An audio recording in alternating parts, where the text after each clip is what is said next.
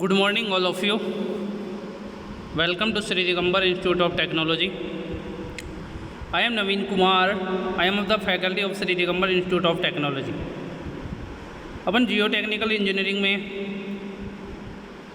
Unit second में एक topic पढ़ रहे थे, कंप्रेसिबिलिटी एंड कंसोलिडेशन। कंसोलिडेशन का पार्ट अपना चल रहा था, उसके कुछ टॉपिक्स थे, उसकी डेफिनेशन थी, बेसिक पोर्शन उसका अपन ने पढ़ लिया था। अब उसी को आज आगे कंटिन्यू करते हुए रिमेनिंग पोर्शन को कंप्लीट करते हैं। आज का अपना लेक्चर नंबर 18 है, ठीक है। So now let's start. First of all, determination of compressibility parameters. अभी तक अपने कंप्रेसिबिलिटी के बारे में पढ़ा था कि कंप्रेसिबिलिटी है क्या। अब पढ़ेंगे कि उसको डिटरमाइन कैसे करते हैं कंप्रेसिबिलिटी। उसके कुछ पैरामीटर्स हैं, उनको कैसे डिटरमाइन किया जाता है उसके बारे में देखेंगे। तो उसमें फर्स्ट है कोफिशिएंट ऑफ कंप्रेसिबिलिटी, जिसको डिनोट किया है AV से, जिसको डिनोट किया है AV से, ठीक है। तो मेनली जो कोफिशिएंट ऑफ कंप्रेसिबिलिटी होती क्या है, ये एक मतलब वॉइड रेशियो। अभी जैसे अपन ने पिछले वीडियो में कुछ ग्राफ प्लॉट किए थे कंसोलिडेशन के, नॉर्मली कंसोलिडेशन और कंसोलिडेशन के। तो वो ग्राफ किसके बीच प्लॉट हुए थे? इफेक्टिव स्ट्रेस और वॉइड रेशियो के बीच प्लॉट किए थे, ठीक है। तो उन ग्राफ से जो एक अपनी लाइन आई थी, जो स्लोप आई थी, उसी को देखते हुए अपन कंप्रेसिबिलिटी को उसी से ही डिफाइन करेंगे। तो उसी में अपन कोफिशिएंट कंप्रेसिबिलिटी किसको कहेंगे? वो है कि इफेक्टिव स्ट्रेस और वॉइड रेशियो के बीच जो ग्राफ प्लॉट होगा, ठीक है। कौन सा? अर्थमेटिक वाला। दो ग्राफ अपन ने प्लॉट किए थे पिछले वीडियो में, दो ग्राफ प्लॉट करके देखे थे। एक अर्थमेटिक था, एक लॉग स्केल था, सेमी लॉग स्केल था, ठीक। तो जो अर्थमेटिक स्केल है उसमें जो स्लोप आती है इफेक्टिव स्ट्रेस और वॉइड रेशियो के बीच ग्राफ प्लॉट करने से, तो उसी को अपन क्या कहेंगे? कोफिशिएंट ऑफ कंप्रेसिबिलिटी, ठीक है। तो the slope of effective stress versus void ratio curve on arithmetic scale is called coefficient of compressibility, ठीक। क्या कहा है कि वॉइड रेशियो और जो इफेक्टिव स्ट्रेस है उनके बीच जो रेशियो है और उनके स्लोप का जो लाइन प्लॉट होती है अर्थमेटिक स्केल में, वही क्या है? Coefficient of compressibility. जैसे उसका एक फॉर्मूला अगर अपन देखते हैं तो क्या होता है? AB is equal to negative del E upon del sigma bar. अब जो इसका स्केल है वो किस में आएगा? नेगेटिव में आएगा, क्योंकि जो इसका ये ग्राफ प्लॉट होता है तो वो लाइन जो स्लोप वाली होती है वो ऐसे डिक्रीज के ऑर्डर में आती है, ठीक है। तो इसलिए क्या है? नेगेटिव में। तो अब जो इसका यूनिट यहाँ कंसीडर किया है, वो यूनिट क्या लिया है? मीटर स्क्वायर पर किलो न्यूटन। क्यों लिया मीटर स्क्वायर पर किलो न्यूटन? कैसे आया? क्योंकि जो वॉइड रेशियो है उसकी कोई यूनिट नहीं होती, वो यूनिट लेस होता है। और जो ये डेल सिग्मा बार है, ये क्या है? एक तरह से स्ट्रेस है। स्ट्रेस क्या होता है? Kilo newton force per area होता है, तो इसकी यूनिट क्या होगी? Kilo newton per metre square होगी। इसको अगर सॉल्व करेंगे तो क्या आएगा अपना? Metre square upon kilo newton, ठीक है। तो कोफिशिएंट ऑफ कंप्रेसिबिलिटी की यूनिट क्या होगी? Metre square upon kilo newton. और जो इसका फॉर्मूला है वो AB is equal to minus del E upon del sigma bar, ठीक है। तो ये था अपना कोफिशिएंट ऑफ कंप्रेसिबिलिटी। अब इसी में देखिए आगे क्या बोला है? The coefficient of compressibility decrease with an increase in the effective stress. अगर कोफिशिएंट ऑफ कंप्रेसिबिलिटी को डिक्रीज करना है तो अपने को इंक्रीज किसको करना पड़ेगा? इफेक्टिव स्ट्रेस को इंक्रीज करना पड़ेगा, ठीक है। अगर ग्राफ से देखते हैं तो ग्राफ भी अपना ये बनता है E और सिग्मा, ठीक। तो इसने क्या कहा है कि इसको इंक्रीज करो, इसको तो इधर की साइड इंक्रीज रखेंगे सिग्मा को, और वॉइड रेशियो को डिक्रीज ऑर्डर में। वॉइड रेशियो रिमेनिंग सेम रहेगा, तब अपनी जो कोफिशिएंट ऑफ कंप्रेसिबिलिटी है वो डिक्रीज होगी। जैसे अब अगर इसको मैथमेटिकली फॉर्मूला में भी देखते हैं तो अगर डेल सिग्मा बार को अगर अपन इंक्रीज करते हैं तो ऑटोमेटिक है कि ये coefficient of compressibility AB decrease होगी। And soil become stiffer on effective stress increment and curve become flatter. अगर इफेक्टिव स्ट्रेस का इंक्रीमेंट होता है तो जो कर्व होगा वो एकदम फ्लैटर आएगा। ठीक, तो ये थी अपनी कोफिशिएंट ऑफ कंप्रेसिबिलिटी।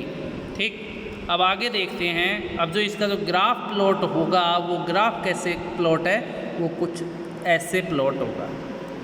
ठीक, ये कुछ ये स्लोप आ रही है, स्लोप का ही कहा है, तो इधर से डेल ई आ रहा है, इधर से डेल सिग्मा बार आ रहा है, मतलब कोई भी एक स्मॉलर वैल्यू ले ली, तब इसका फॉर्मूला क्या बन गया अपना, A B equal to del E upon del sigma bar.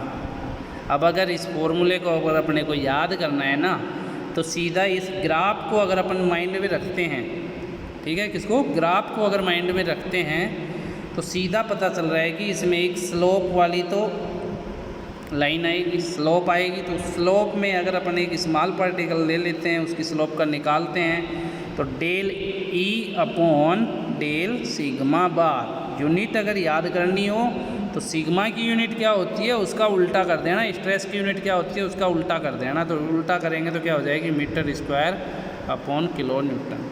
ठीक है, तो ये कुछ इसका ग्राफ प्लॉट होगा। ठीक है स्टूडेंट, अब देखिए आगे सेकंड है अपना कंप्रेशन इंडेक्स। कंप्रेशन इंडेक्स, ठीक है, कंप्रेशन इंडेक्स इसको डिनोट किया है सीसी से।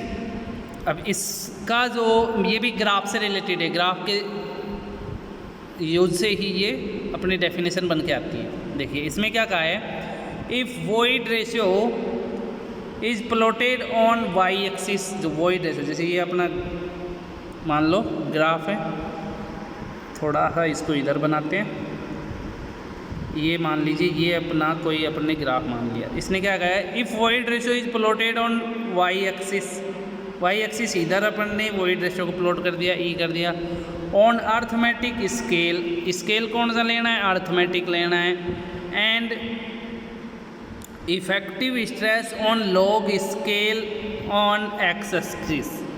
जो इफेक्टिव स्ट्रेस है उसको किस में लेना है, लॉग स्केल में लेना है और एक्स एक्सिस पे लेना है। तो ये मान लीजिए अपन ने इधर ले लिया लॉग सिग्मा। ठीक है, then the curve for normally consolidated clay is found to be straight line. अब अपने को कहाँ जाना है, जो नॉर्मली कंसोलिडेटेड अपन ने पिछले वीडियो में पढ़ा था, उसका जो ग्राफ प्लॉट हुआ था वो कैसा हुआ था, वो कुछ ऐसा हुआ था। ठीक है, स्ट्रेट लाइन किसमें, सॉरी स्ट्रेट लाइन में थोड़ी सी स्लोप लाइन थी, लेकिन ऐसे डिक्रीज ऑर्डर में थी, क्योंकि नॉर्मली कंसोलिडेटेड क्या होता है, उसमें पास्ट में तो कोई लोड नहीं होता है, लेकिन प्रेजेंट में उसमें क्या होती है, लोडिंग की कंडीशन होती है। ठीक है, तो उसकी जो ग्राफ प्लॉट होता है वो कुछ ऐसे स्लोप में ऐसे होगा। ठीक, यहाँ पे भी क्या कहा है, then the curve for normally consolidated clay is found to be straight line. इसने इसको स्ट्रेट कंसीडर किया है, लेकिन अपने को बेसिकली क्या है, स्लोपेड कंडीशन में रखना है। ठीक, तो ये मान लीजिए कुछ अपन ने थोड़ा बहुत स्ट्रेट स्लोप की कंडीशन दी है, इसको ये कुछ ऐसे दे दिया। ठीक, अब देखिए आगे,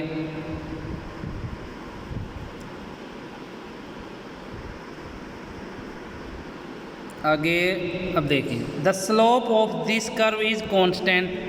जो इस कर्व की स्लोप होगी वो क्या होगी, कांस्टेंट होगी, which is called coefficient of compression और कंप्रेशन इंडेक्स।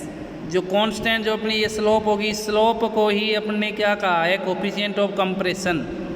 ठीक, अब इसी में जैसे अपन ने पहले किया था उस वाले में, इसी में भी यही कर लो। ऐसे कोई दो अपन ने ले लिए पार्टिकल, इसको डेल सिग्मा ले लिया, इसको लॉग डेल सिग्मा बार ले लिया, और इसका अगर अपन ये निकालते हैं कोफिशिएंट ऑफ कंप्रेशन, तो फॉर्मूला क्या निकल गया, तो वही नेगेटिव में आएगा, del E upon log 10 sigma 2 bar minus log 10 sigma 1 bar. अगर लॉग 10 सिग्मा 2 बार को माइनस लॉग 10 सिग्मा 1 बार को अगर अपन फॉर्मूला के बेसिस में मैथमेटिकली में लिखते हैं, तो log M minus log N क्या होता है, लॉग एम अपॉन एन होता है। तो अपना फाइनल फॉर्मूला क्या निकल के आता है, del E upon log 10 sigma 2 bar upon sigma 1 bar.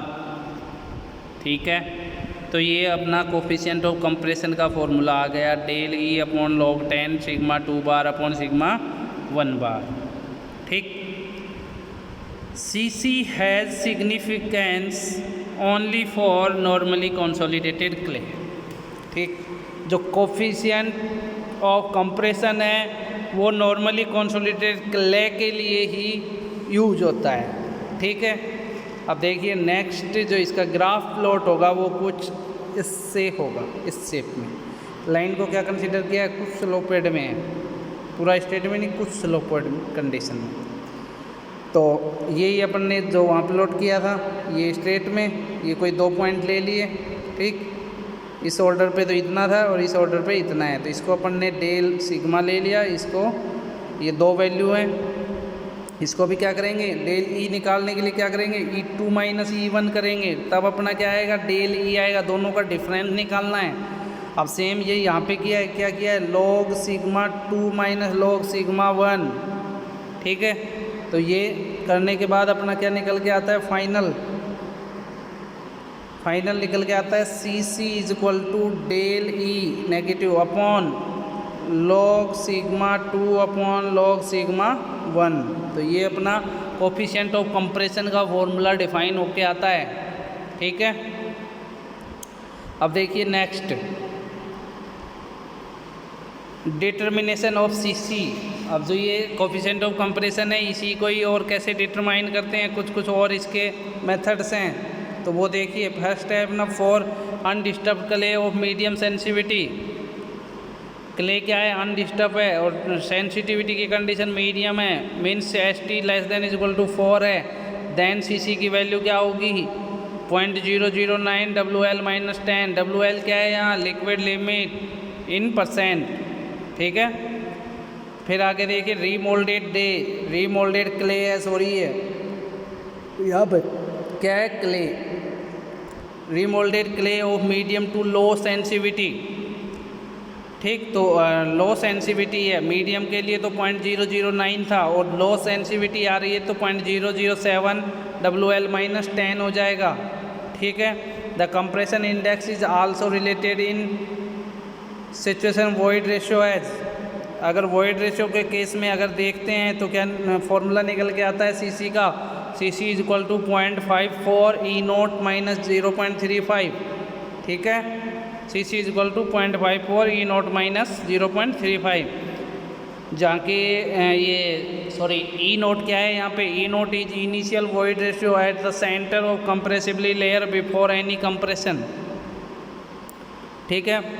If natural water content is WN then CC may be given as. अगर वाटर कंटेंट अपना मान लीजिए कितना है, WN है, तब उसकी CC की कंडीशन क्या होगी, CC की वैल्यू क्या होगी, CC का फॉर्मूला क्या होगा, CC is equal to 2.0115 WN। CC अगर अपने को वो नेचुरल वाटर कंटेंट के केस में निकालना है तो कितना निकल के आएगा, CC is equal to 0.0115 WN। ठीक है। WN की कंडीशन किस में रहेगी, परसेंटेज में। ठीक। तो ये अपने इसके निकालने के कुछ 4 फॉर्मूला है डिफरेंट कोफिशिएंट ऑफ कंप्रेशन को। फर्स्ट तो था कि अगर अपनी सेंसिटिविटी मीडियम है तब उसके लिए 0.009 WL माइनस 10 होगा। ठीक। और मतलब अनडिस्टर्ब के लिए क्ले के लिए था। अब अगर अपनी रीमोल्डेड क्ले और जो सेंसिटिविटी है वो लो है, मीडियम टू लो है, देन होगा 0.007। 0.009 की जगह ओनली चेंज क्या करना है, 0.007। The compression index is also related to in situation void ratio as. अगर कंप्रेशन इंडेक्स है वो वॉइड रेशियो के केस में देखते हैं तो 0.54 E0 माइनस 0.35। अगर नेचुरल वाटर कंटेंट है देन 0.0115 इंटू WN लेके चलो। ठीक है। अब देखिए next, coefficient of volume change, जिसको डिनोट करेंगे MV से। तो वो क्या होगा, the coefficient of volume change is defined as the ratio of the unit volume change per unit increase in effective stress. Unit volume change किसका ratio होगा, volume change का और इंक्रीजिव इफेक्टिव स्ट्रेस का। तो देखिए वॉल्यूम चेंज का अगर बात आ रही है तो डेल वी से किस में, नहीं, डेल वी से किस में कन्वर्ट हुआ, वी में। तो अपन ने क्या कंसिडर कर लिया, M V is equal to minus del V upon V upon del sigma bar. ठीक है, एम वी इजकल टू ये हो गया। ठीक, अब अगर इसको और अगर अपन आगे हेड के फॉर्म में या ड्रेनेज की कंडीशन में देखते हैं तो वी की जगह अपन ने एच कर दिया। ठीक, फिर अगर वॉइड रेशियो के केस में देखते हैं तो वो इनिशियल वॉइड रेशियो अलग होगा और फाइनल वॉइड रेशियो अलग होगा। तो क्या हो जाएगा, minus del E upon 1 plus E not upon del sigma bar. ठीक है, तो फाइनल जो फॉर्मूला निकल के आता है वो क्या आता है, minus del E upon del sigma bar upon 1 plus E nought. तो एम वी इजकल टू क्या आ गया, A V upon 1 plus E nought. ठीक, अब यहाँ जो ए वी है, ए वी क्या है, कोफिशिएंट ऑफ कंप्रेसिबिलिटी, जिसका फॉर्मूला अपन पहले निकाल चुके हैं। वो फॉर्मूला क्या था उसका, del E upon del sigma bar है, वो क्या था अपना, कोफिशिएंट ऑफ कंप्रेसिबिलिटी। ठीक, तो उसको यहाँ पे पुटअप किया तो फाइनल जो इसका फॉर्मूला निकल के आता है वो क्या आता है, M V is equal to A V upon 1 plus E nought. ठीक है, तो ये जो फॉर्मूले अपने निकल के आए हैं ये अपने न्यूमेरिकल पोर्शन में यूज आएंगे। ठीक, वेयर ए वी तो क्या है, coefficient of compressibility, E nought क्या है, वो initial void ratio of sample before any compression. M V and A V are not constant parameter, ये कोई कॉन्स्टेंट पैरामीटर नहीं है। ठीक है, अब देखिए आगे, एक्सपेंशन एंड रिकम्प्रेशन इंडेक्स। ठीक, एक्सपेंशन एंड रिकम्प्रेशन इंडेक्स, इनके लिए क्या फॉर्मूला डिफाइन होगा, द एक्सपेंशन इंडेक्स और स्वेलिंग इंडेक्स, इसी को अपन स्वेलिंग इंडेक्स भी बोलते हैं, is the slope of the E log sigma bar plot during unloading, C portion B E C. जो अपन ने पिछले वीडियो में जो एक सबका और कंसोलिडेशन का और नॉर्मल कंसोलिडेशन का एक ग्राफ प्लॉट किया था।